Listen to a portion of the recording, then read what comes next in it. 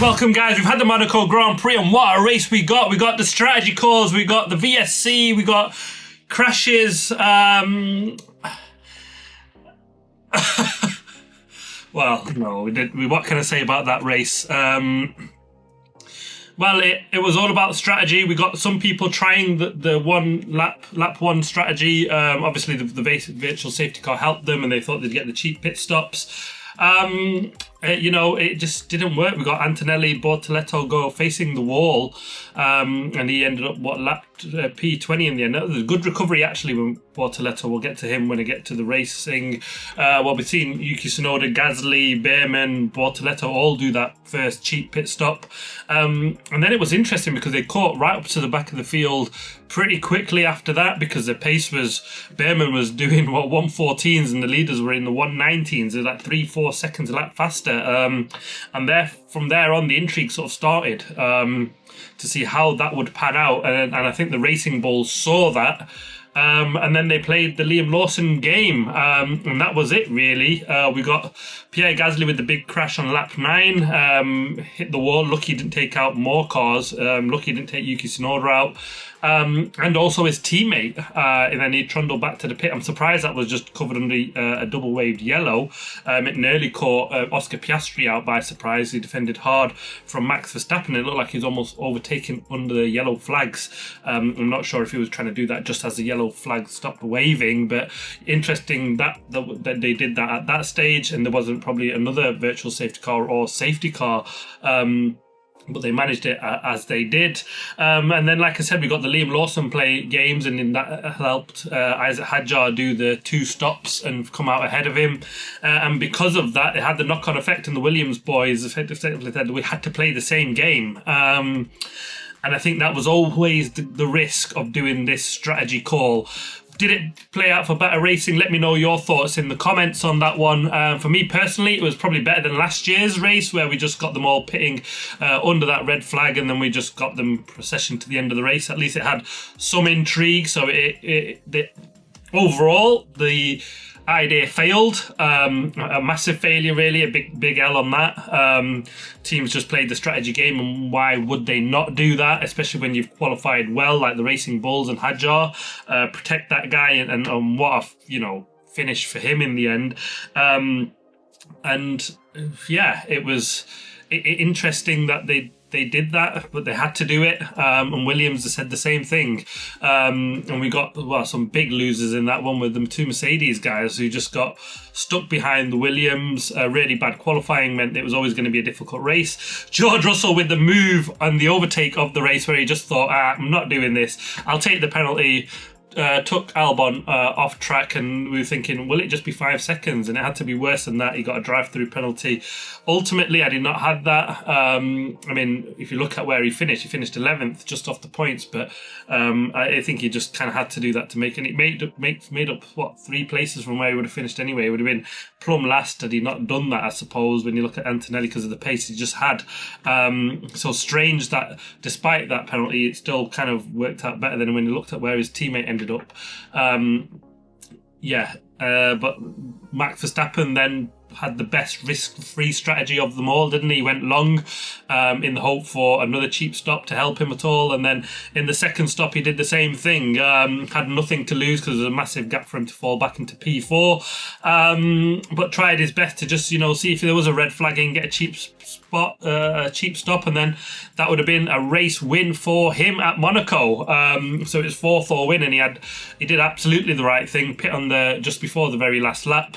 I thought he might have died on Michael Schumacher if his pit garage was past the start-finish line and pitted on the last lap, crossed the finish line in first, done his pits, and come out there. It would have been interesting to see how that would have worked out. I'm not sure quite exactly what the rules are on that, if that loophole has been closed, but it would have been interesting to see if they tried it, because that was an absolute masterclass magic move that's still memorable to this day from Ferrari all them years ago in Schumi. So but they didn't do that, and that was the race. Let's get to the 3 good and the 3 bad, starting with Liam Lawson. What a great strategy team game that he played.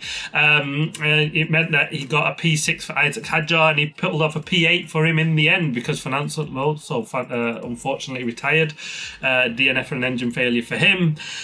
Second of the three good, I'm going for Carlos Sainz. Again, he did a brilliant job. He's seen what was happening in front of him, played the game, helped Alex Albon, do the two-stop same strategy that the Racing Bulls pulled off in front of them to sort of protect themselves from the Mercedes. They switched around and let, Albon do the holding to get Sainz to build up that gap, and they brought home good points for the Williams team. And the third of the three good, I'm going to go for Lando Norris because he did the job where he's not done it all season with a brilliant qualifying lap to get him into P1. Didn't get off the line particularly well, and he locked up and he thought, could he be facing into the barrier? Just about managed to hold on to that. And he kept Charles Leclerc behind. I think the only thing he probably was thinking was sweating a little bit when Max Verstappen just stayed out, and he thought, did McLaren need to put that sort of risk pressure on themselves? Probably not. They could have just ran and pitted towards the end. But interesting to see how that would have panned out if they'd done that. And then I've also got some extra ones I'm going to throw into the three good and the three bad. Is Ocon with a P7 in a Haas, which is absolutely fantastic. Isaac Hadjar didn't make my three good, a P6 from him, which was brilliant. And Ollie Berman, a P12 from last place on the grid, which is another phenomenal result here in Monaco. Obviously helped out with all the shenanigans up in front. Ocon more importantly because obviously he was ahead of Lawson, fortunately for him, which means he didn't get screwed over because he couldn't have anyone to help him with the team game. He was a lone driver up there in front of him, so crucial for him that he was ahead of Liam Lawson. And managed to just sneak through and a brilliant points finish for the pair of the Ocon and Hadjar, and just not Ollie Berman, but decent places gained up for him. Onto the three bad, and the first of that is a Mercedes strategy team, because what a shocker. It was always going to be difficult, especially with the poor qualifying session that they had, 14th, 15th. They had to try something different and they just didn't do that. Why they just didn't go for the earliest stops or to try and do something to throw off the Racing Bulls. They just got screwed over by the Red Bull Racing Bulls, and then also by the Williams in the end. Difficult weekend for him.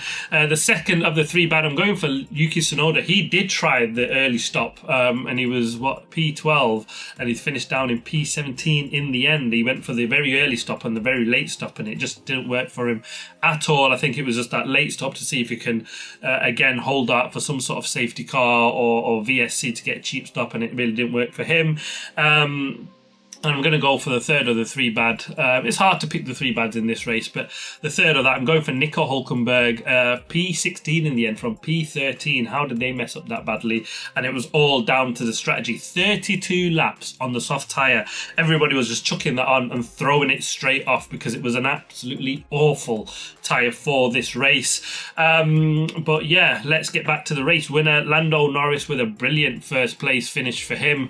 Excellent, really turned it around, and he's got him season right back on track now, just 3 points behind Oscar Piastri in the championship. So a real crucial race win for him, and he go to Spain next, and could he retake the championship there? Second place finish for Charles Leclerc, a brilliant job for him and Ferrari. We come into this weekend and we thought they'll absolutely struggle, but a brilliant job from Charles Leclerc to come home in second place. Oscar Piastri in third, fourth for Max Verstappen, fifth for Lewis Hamilton, sixth for Isaac Hadjar, seventh Ocon, eighth Liam Lawson in the end, Albon ninth, Carlos Sainz 10th with the top 10 finishes. Russell made himself back up into 11th place. That sneaky overtake kind of worked for him in the end. Berman in 12th, Colapinto 13th, Bortoletto, a really good job from him in 14th place considering he was facing the barrier and last at the end of the first lap. 15th for Lance Stroll, a bit of a shocker for him. 16th for Nico Hülkenberg, not great. Yuki Tsunoda in 17th, and Antonelli and Monaco Grand Prix to forget. The DNFs of Carlos Fernando Alonso, disappointing because it was points on the card. Engine failure on lap 38 and DNF for Pierre Gasly on lap 9. Short and sweet Monaco race review because there was not an awful lot to happen. It was all really about this two-strop strategy.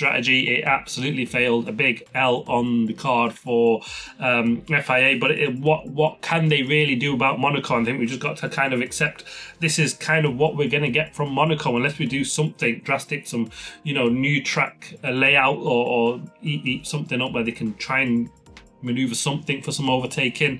Otherwise, we can't really do this again next year with the 2 stops, because we've seen what will happen this time around. It's all about qualifying. I think they'll still keep coming here. They've got a place on the grid for a couple more seasons, and I just think this is kind of what we just got to expect from Monaco. Let's just hope we get mixed conditions sometime next year, so we get a dry and then rain, and that's the only way we're going to see some spiced up Monaco racing. It's all about the challenge for the drivers. And it's all about qualifying on Saturday. We knew that, and there was kind of hope, especially on my part, for this to work out, to get some exciting racing. It didn't happen in the end. But there we have it. Thank God we go on to Spain in a week's time, so we can forget about this race. Hopefully we'll get some exciting racing in Spain next time out, and not just about qualifying. It should be interesting. Thanks for watching. Please like, subscribe, comment. As always, see you in the next one.